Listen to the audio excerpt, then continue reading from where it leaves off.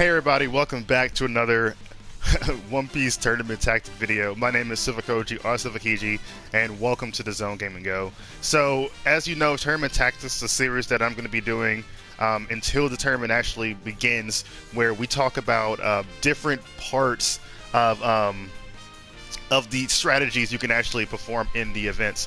Now, I know people were talking about tournament strategies in terms of team composition, but there is a couple of videos already in the tournament guide section regarding different team comps. We'll probably go over that even further in one video, or maybe we might talk about it a little bit in this video. But if you haven't already looked at those, it talks about the different types, about rush downs, you know, stalls, stuff like that. Go ahead and check it out because it's actually very fun, very educational, and it's like just really good to look at. So in this video, we're going to be talking about substitutions and counters. Substitution is a big thing for me. I talk about this all the time whenever I watch people play games, or when I particularly myself. No matter what team composition you have, I truly believe that you need a substitution whenever necessary in terms of tournament play. Reason for that is because whenever you lose a match, you're able to switch out one character for the Zone Gaming Go rules. That being said, that one character you switch out can possibly be a counter, could be a substitution technically is a counter, or it can be something just like, you know, a hard pick or hard read off of another player. So here I have the three of the most used characters that we have in competitive play. I'm not saying these are the top three characters that are used. That's not true, because we actually do have other characters that are actually selected more than a few of these people on the list. But this is basically just a little example that I'm showing you guys about these counters and stuff like that. So Garp is a character that's basically heavy rushdown. One of the hardest characters to get out of the corner with. He is countered by range-based characters and then also characters that have a very good jump attack and incoming. That being said, a character like Whitebeard is excellent when fighting against Garp. This is basically like a hard counter against him. Now, Whitebeard is mostly used as an initial pick. He's never really brought in as a substitution. If you look at anybody's team compositions, Whitebeard is usually the character that's already starting off in the battle, generally because people read the fact that Garp might be selected. Okay, Whitebeard is also very good in terms of big damage and stuff like that, and he's able to kind of get the hit on Garp from the back, same thing with Tessero, and go in, do a ton of damage to him. Because usually when people have a character that's like kind of weak, they're very, very, how I say, they're resistant. That's not the correct word, but you know what I mean. They're not really want to bring the character out that much anymore. Then characters like Marco here, another one of the characters that is actually selected the most, is a character that heals. Basically has a lot of, like, you know, he's a good staller, a lot of healing, can stay in the battle so much longer. I mean, I hate him, to be honest. But in terms of using one-hit characters like Burgess, and one-hit characters like, I'm not Mihawk, what's the guy's name? I'm thinking about someone who looks like Mihawk, Zoro. Characters like that are excellent when actually finishing off unique change because it stops them from healing. The reason I want to give you guys these examples because I want you to kind of think about whenever you're making a team where that substitution is coming in. Let's go into Whitebeard here, and then we'll continue with the next part of this action video. Now, Whitebeard, on the other hand, is a big jumping character. He has a very good jump attack, and also damage is excellent. The only thing is that he's huge.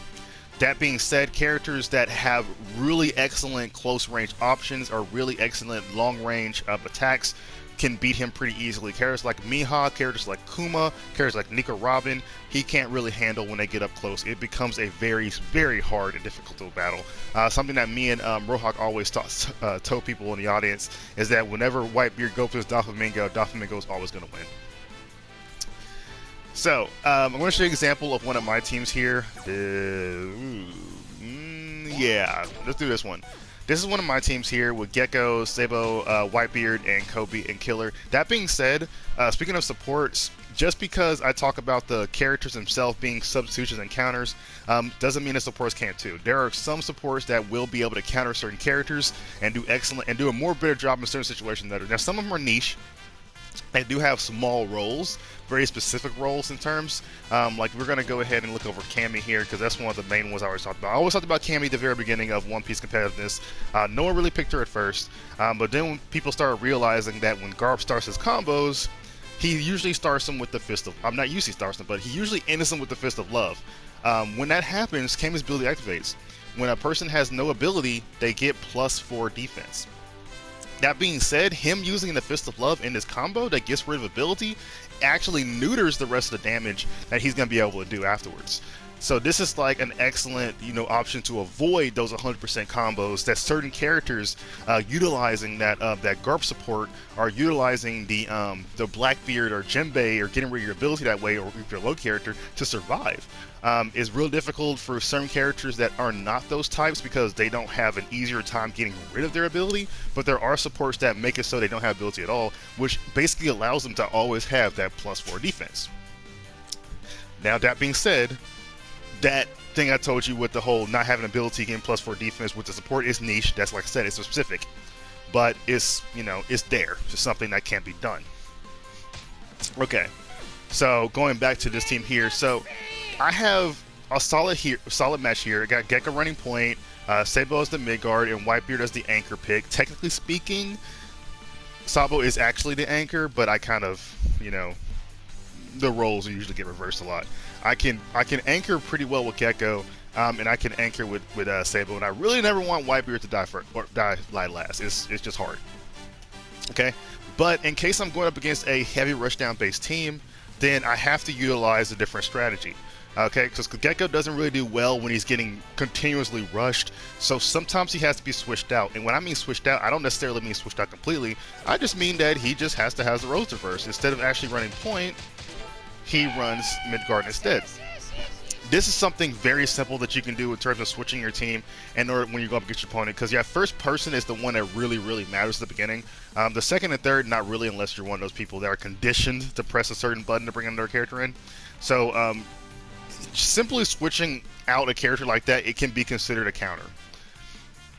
And in other cases, if I go in scenario, well, okay, so he decided he wanted to go for, let's say, Aki Inu. Aki Inu in a matchup against Sabo is pretty difficult because Aki Inu breaks everything that Sabo does because of his lava ability. So in that case scenario, you may be thinking to switch out Sabo. You might want to switch out Whitebeard and probably offer someone like Blackbeard. That would be an example of a substitution. Because in that case, you don't want to get rid of a point like Sabo because you're really good with him, but at the same time you're learning that Whitebeard isn't going to be able to get the hits because of what's going on in the battle. That's not being said that he can't do it in the next battle, but in the current match right now, it's just not working out for you. The initiations aren't really working out, and things need to change. So whenever you make a team composition and put them into the tournament play for One Piece Burning Blood, always think about substitutions and counters to initiate. Now, a counter that you select might not actually be good with your team, but they might just be a counter for your opponent. And trust me, we commentate so many matches and watch so many things, we can tell if the counter is not really supposed to be on your team. Because generally what some people do, this is earlier, they will pick a counter and the counter won't actually be trained, which means the counter will drop all of their combos. They won't really amount to, what they're supposed to do. So before you even call a substitution, before you even call a counter, make sure you know how to actually play as that counter. Now, some counters you can kind of get away with. Perona can get away with it. Usopp, you can get away with it a little bit. But you just got to work around that. Counters are always out there. So let's go ahead and look at another team composition here. Let's see. Okay, here we go. This is not a... Actually, no, I got one. Gotta actually put it out. So we got Kuma, Jozo, and yes, Whitebeard. Ignore all this, because this is not it. So basically, this whole thing is like a solid example of what I call Unity team. Not a Unity team, but a Unity team to me is a team that requires all three characters to perform to 100%. That's what you're going for. That's the whole purpose of choosing this team example. Now, true, yes, Whitebeard can kind of get a lot of damage off. I mean, he could do... It's, it depends on the support, really. So, basically, Kuma goes in, knocks him in the air. Jozo does his heavy guard break, knocks him forward, instant Unity. Whitebeard gets him, grabs him, blows him up. That's it. That's the whole thing. Now, if you know another character can actually do that without being like, costly. Like, for instance, I can tag out Jozo and put Buggy instead. Buggy can initially do the same thing. It's a little bit more, tighter in terms of when they do it. But I don't have that hockey anymore. I don't have that looking anymore. But that's kind of like this, the trade-off of doing it. So don't be afraid to switch out characters at lower point value just so you can add support that you want to put in for counters. So it's always good. Remember, in tournaments, you're allowed to switch out your support no matter what. So you can switch out all your support if you want to, if you just want to change your character or modify your strategy. Having two different strategies or two or more different strategies on a team is very beneficial, and it really helps. Don't go just like switching out your teammates or every single battle just because you're trying to find that one character, because chances are it's not going to work out for you and it's going to just get crazy. You're going to be switching out your whole team, everything's going to be jumbled, and it's just going to be bad news. Okay guys, so that's it. That's the video for tournament tactics, counters, and substitutions. I hope you guys enjoyed it. We're going to be doing another episode soon, but something I also got to mention, there is a 1v1 video between me and Hikiko. Marco versus Marco, really fun. It was really exciting. Can't wait till you guys see it. But remember, tournament July 17th. Check it out. Participate. Discord in the description. Okay, have a good day and enjoy playing One Piece Burning Blood.